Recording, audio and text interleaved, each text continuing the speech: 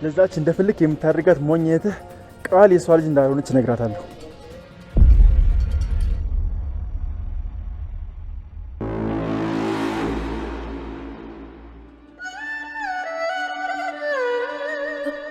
ምን አልክ?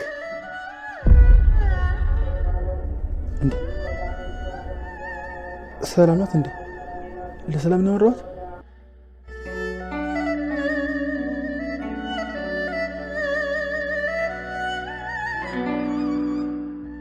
ምንድን ነው የሰማሁት? ቃል የኔ ልጅ አይደለችም? እንዴት ይሄን ሁሉ ጊዜ እያታለሉኝ ነበር ማለት ነው? ለነገሩ ከዚህ በኋላ ምን ይመጣል? እንደውም ብሌን የሷ ልጅ መሆኗንም እነግራታለሁ።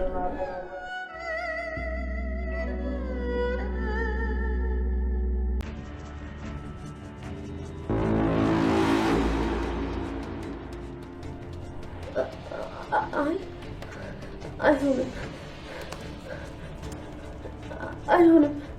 እንዴት ሊጠፋ ይችላል? ቆይ ሊጠፋም አይችልም። በደንብ መፈለግ አለብኝ። በደንብ ፈልግ። ቀን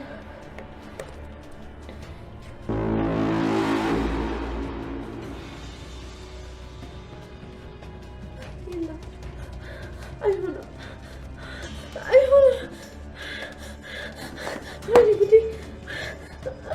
ቆይ እሺ፣ ምንድን ነው የማደርገው? ቆይ ይሄንን ቢሲከን ውጭ ማን ሊነካ ይችላል? ወይኔ ቀን ማትረቢ ነሽ።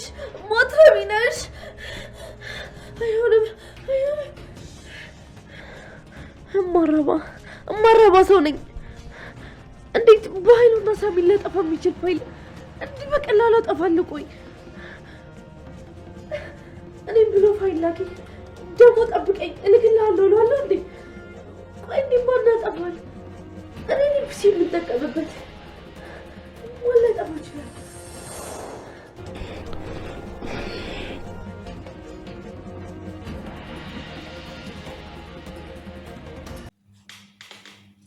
ሰላም ውድ ቻናል ቤተሰቦች እንዴት ናችሁልኝ? እንኳን ወደ እኔ ቻናል በሰላም መጣችሁ። ደህና ናችሁ ወይ? አደራ ድራማ ሰላም ቃል ልጇ እንዳልሆነች ታወቀች። እንግዲህ ለብዙ ዘመናት ተደብቆ የነበረው እውነታ አሁን ላይ እየወጣ ይገኛል።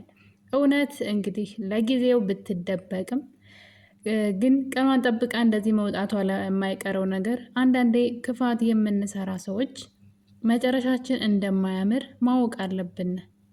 እንግዲህ በእናቷ ቤት ሰራተኛ ሆና እየተሰቃየች የምትኖረው ብሌን አሁን ላይ ስለ እናቷ ማሰብ ጀምራለች።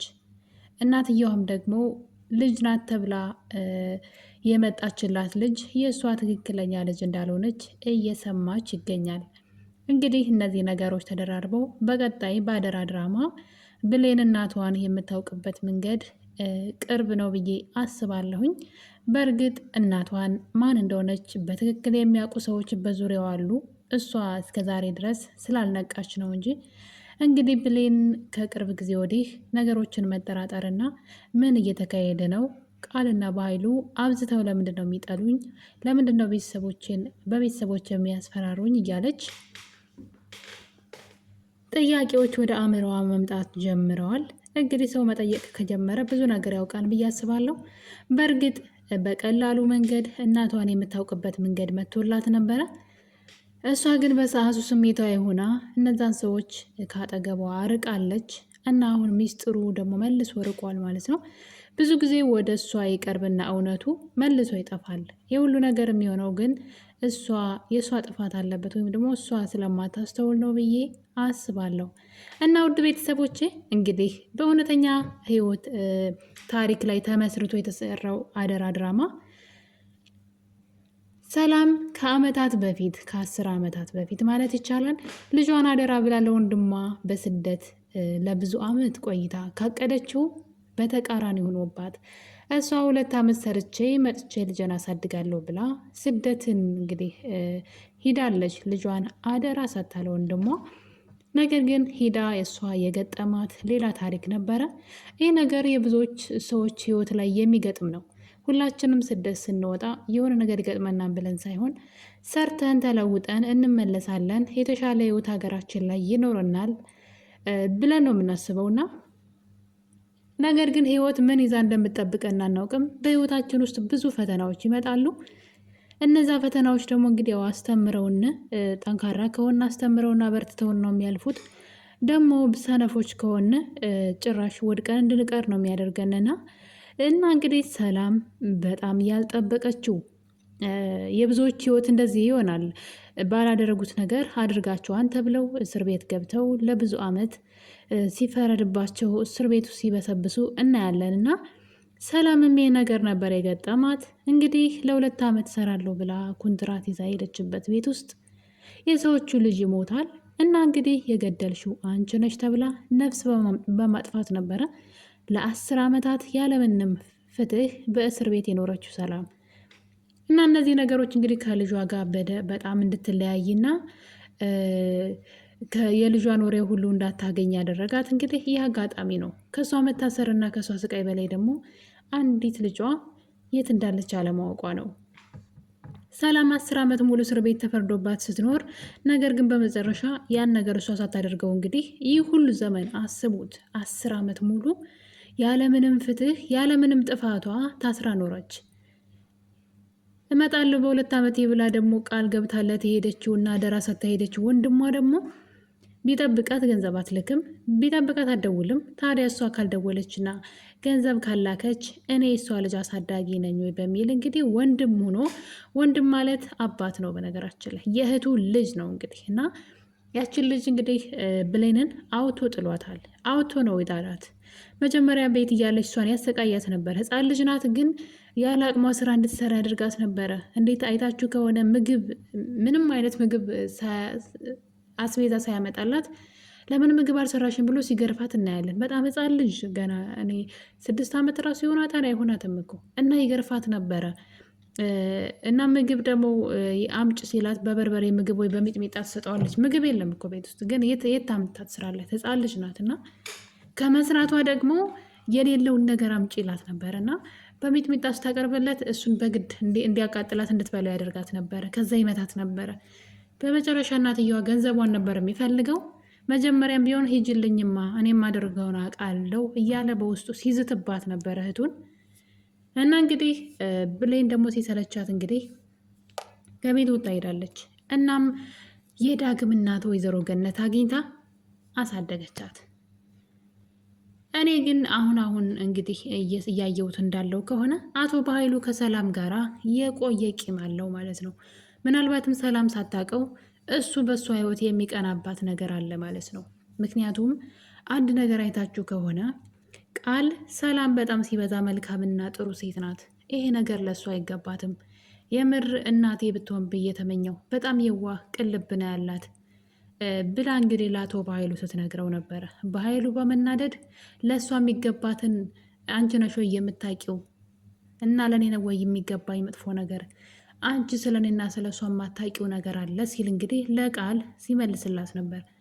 እና ያ ማለት እሷ ሳታውቀው ግን እሱ ቂም የያዘባት ሊበቀላት የሚፈልገው ነገር አለ ማለት ነው እንግዲህ ከንግግሩ እንደተረዳሁት። እና እንግዲህ በመጨረሻም ሰላም ከዛ እስር ቤት ወጣ ነፃ ሁና ማለት ነው። እሷ እንዳልጋደለች ታውቀው ከ10 አመት በኋላ አስባችሁታል። እና ህይወት ወዴት እንደምትወስደን አናውቅም። የሰላም እቅድና የሆነባት ህይወቷ ላይ የገጠማት ነገር ይሄ የብዙዎቻችን በስደት የምንኖር እህት ወንድሞቼ ታሪክ ነው።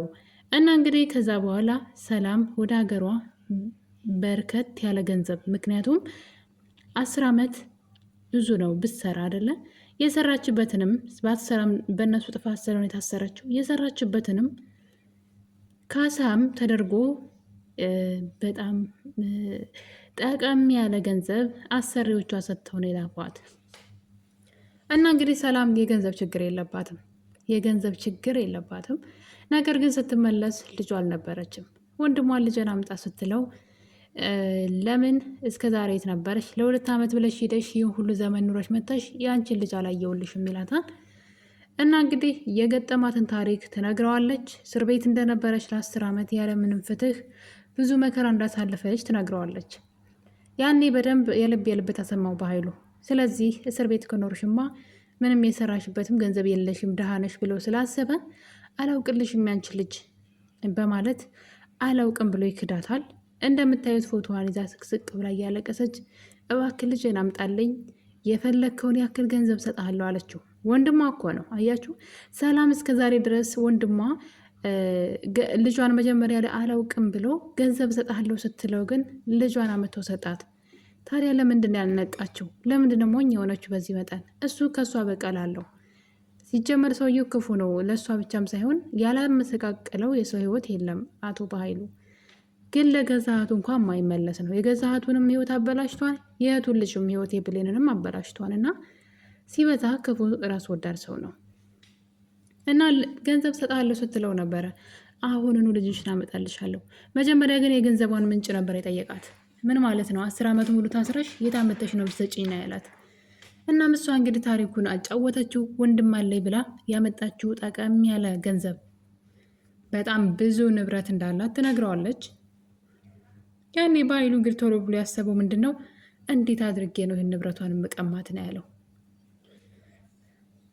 እና እንግዲህ ምንድን ያደረገው ሀሰተኛ ልጅን የሰላምን ገንዘብ ከዛች ልጅ ጋር ሊካፈል አስቡት። እንግዲህ አትታወቅም ያች ሰው እህቱን ለፍታ ፈግታ ያመጣችውን ገንዘብ አንዲትን ሰው ከጎዳና ምቶ ልጁኝና በቃ ከዚህ ድርሻ ሰጥሻለሁ ብሎ ቃልን እንግዲህ ልጅ አድርጎ ያመጣ በጣም ጨካኝ ሲበዛ ራስ ወዳድ ብቻ አይደለም። አንዳንዴ ራስ ወዳድነት አይደለም ይሄ፣ በነገራችን ላይ በጣም ክፋትም ነው ይሄ። ራሱን ወዶ ገንዘብ ወዶ ብቻ አይደለም አቶ በኃይሉ ክፋትም አለበት። ከውስጡ የሚታየው ክፋት ነው፣ ተንኮል ነው። እና የእህቱን ልጅ እናቱን እያሰቃየ ቃልን አምጥቶ ዝቤት ልጅ አድርጎ እንግዲህ ለብዙ ጊዜ ሰላም ህይወት ላይ ሲጫወትባት ነው የኖረው። ነገር ግን አሁን ላይ ያ ነገር እንግዲህ የሚቀጥል አይመስለኝም። በኃይሉ የጎዳቸው ሰዎች እሱን ለመበቀል ብለው እንግዲህ አብረውት እየሰሩ ነበረ። አንደኛው ሳሚ ነው። በመጨረሻም እንግዲህ ሳሚ አቶ በኃይሉን ለማስጠንቀቅ ወደ አቶ በኃይሉ ስልክ ደውሎ ነበር። እሱ የደወለው ሊያስጠነቅቀው ነበር። ነገር ግን ሰላም ስልኩን ታይና ይህ ልጅ እኮ እዚህ ቀደም ቃልን ልጅን አንቋት የነበረው ሰው ነው፣ ስለዚህ እስኪ ምንድን ነው ልስማ ብላ ምን እየተካሄደ ነው ብላ እንግዲህ ስልኩን አንስታ ጉዷን ነው የሰማችው። እንኳንም ስልኩን አነሳቸው ሰላም፣ እንኳንም ስልኩን አነሳቸው ብዬ ነው የምመኘው። በእርግጥ ቸኩላ ሌላ ነገር ካደረገች አሁን ላይ እሷን ሊጎዷት ይችላሉ። ነገሮች እንዳታስታውስ ምንም እንዳታቅ ሊያደርጓት ይችላሉ። ምክንያቱም ለገንዘቧ ሲባል። እናም በዛ የተነሳ ሳሚ አቶ በኃይሉ ስልክ ላይ ደውሎ አንድ ነገር ተናግሮ ነበረ። ያችን እንደፈለገ የምትጫወትባትን እህትህን የዋህ እህትህን የእሷ ልጅ ቃል እንዳልሆነች ነግራታለሁ፣ ማታርፍ ከሆነ ከዚህ በኋላ በማለት ማስጠንቀቂያ ሳሚ ከአቶ በኃይሉ ስልክ ላይ ያስቀምጣል። ይህን ነገር እንግዲህ ሰላም ትሰማለች። በነገሩ ትደነግጣለች። ምንድን ነው የምትለዋለች ከቆየች በኋላ። እናም ሳሚ ስልኩን ዘግቶት ነበር ደንግጦ። ምክንያቱም ሰላም አልመሰለችውም ነበር መጀመሪያ ላይ። ከዘጋው በኋላ ግን ስለዚህ ያበጠው ይፈንዳ። አሁን ላይ እንግዲህ ሁሉም ነገር ግልጽ ወጥቷል። በዛውም ብሌን ልጇ እንደሆነች ልንገራት ብሎ ወደ ስልኩ እየደወለ ነበረ። ሰላም ይህን ስልክ ካነሳች ብሌን ልጇ እንደሆነች በቀላሉ የማወቅ እድሉ ይኖራታል ማለት ነው። ስልኩን ግን ሳታነሳው ሌላ ሰው ከመጣ አሁን ደግሞ ሰላም ልጇን ፍለጋ ልትገባ ነው። ነገር ግን አቶ በኃይሉ የሆነ ነገር ካላደረጋት ነው። ይህን ነገር እንዳወቀች ካወቀ በኃይሉ በፍጹም በቀላሉ ሊፋታት አይችልም። ምክንያቱም ደግሞ ቃል ይሄ ነገር እንደሰለቻትና ሰላምን ከዚህ በላይ መጉዳት እንደማትፈልግ፣ ሰላም በጣም መልካምና ጥሩ ሰው እንደሆነች ይህንን ነገር ለእሱ አይገባትም ብላ በተናገረች ሰዓት አቶ በኃይሉ ቃልን አንቋት ነበረ። እናም ድጋሚ ይህን ቃል ተናገሪና ወዮልሽ በማለት እንግዲህ ከዓላማው ውልፍት እንደማይል ማለት ነው የሰላምን የሆነ ነገር ሁሉ እስከ መውሰድ እንደማያቆም ሲናገር አይተነዋልና በዚህ የተነሳ እንግዲህ ሰላም ይሄን ነገር እውነት እንዳወቀች ካወቀ የሆነ ነገር ሊያደርጋት ይችላል ብዬ አስባለሁ። ትንሽ ያስፈራል። ሰላም ደግሞ በጣም ችኩል ናት። ነገሮችን ቶሎ አትረዳም። ነገር ግን ደግሞ ቶሎ ቸኩላ ነገሮችን የማበላሸት ነገር ታደርጋለችና እንግዲህ የሰማችው እውነት ጆሮ ጭው የሚያደርግ ነው። ሁልጊዜም በልቧ የምትጠራጠረው ነገር ነው። በእርግጥ ቃል ትክክለኛ ልጄ ለመሆኗ በጣም ያጠራጥረኛል። ምኗም እኮ የኔ ልጅ አትመስልም፣ ግን እንዴት ነው ቃል የኔ ልጅ ልትሆን የቻለችው እያለች ሰላም በተደጋጋሚ ራሷን ትጠይቃለች። ያ ማለት ጥርጣሬዋ አላት ወይም ደግሞ ውስጧ ልጅ የሚለውን ነገር አልተቀበለውም። ነገር ግን ደግሞ ለ10 ዓመት አታት ርባት የነበረችው ልጅሽ ናት ተብላ ስለተሰጠች አይኗን ሳታሽና ማንነቷን ሳትጠይቅ ዝም ብላ ልጅ ብላ ተቀብላለች። ውስጧ ግን በፍጹም አልተቀበለም። እንደውም ከእሷ ይልቅ ብሌንን ባየቻት ቁጥር በልጅነቷ ትቻት የሄድኳትን ብሌንን ልጄን ትመስኛለሽ እያለች እንግዲህ በተደጋጋሚ ከእሷ ጋር ስትሆን ውስጣቸው በጣም እንደሚፈላለግ ነው የሚያሳየው። ያ ማለት እንግዲህ እናትና ልጅ ስለሆኑ ነው። እና በዚህም እንግዲህ የተነሳ ብሌንም ተመሳሳይ ስሜት እየተሰማት ይገኛል። ብሌን ለምንድን ነው አቶ በኃይሉና ቃል እናቴን እንዳላውቅ እያደረጉ ያሉት? ቃልና እናቴ ምን አገናኛቸው? ቃል ደግሞ የሰላም ልጅ አይደለችም። ምንድን ነው እየተካሄደ ያለው? ቆይ እናቴ ከአጠገቤ ቅርብስ ብትሆን ምናልባትስ እናቴ ሰላም ራሷ ብትሆንስ እያለች ብሌን ጥርጣሬዋን እንግዲህ ጀምራለች። እናቴ ራሷ ሰላምም ልትሆን ትችላለች እያለች ነው ብሌን።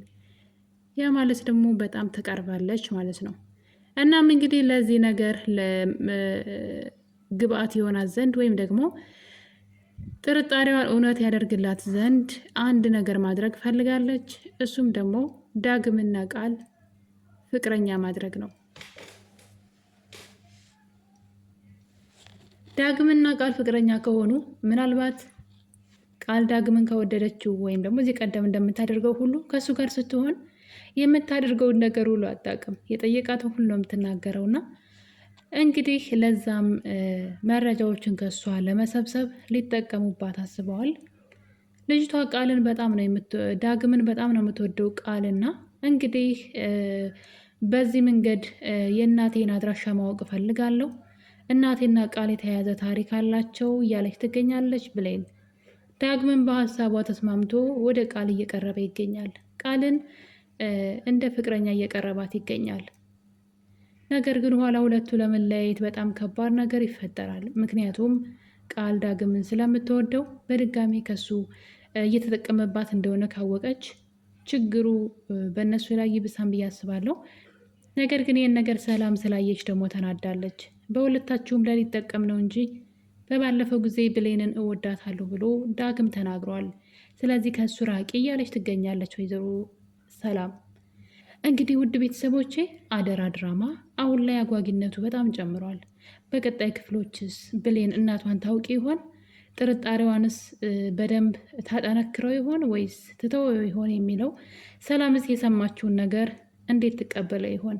በጣም አጓጊ የሆነው አደራ ድራማ ክፍል 40 እንግዲህ የዛሬው ይህን ይመስል ነበረ። በሌላ በክፍል 41 እስከምንገናኝ ድረስ የዛሬን አበቃን። ቸር ቆዩልኝ።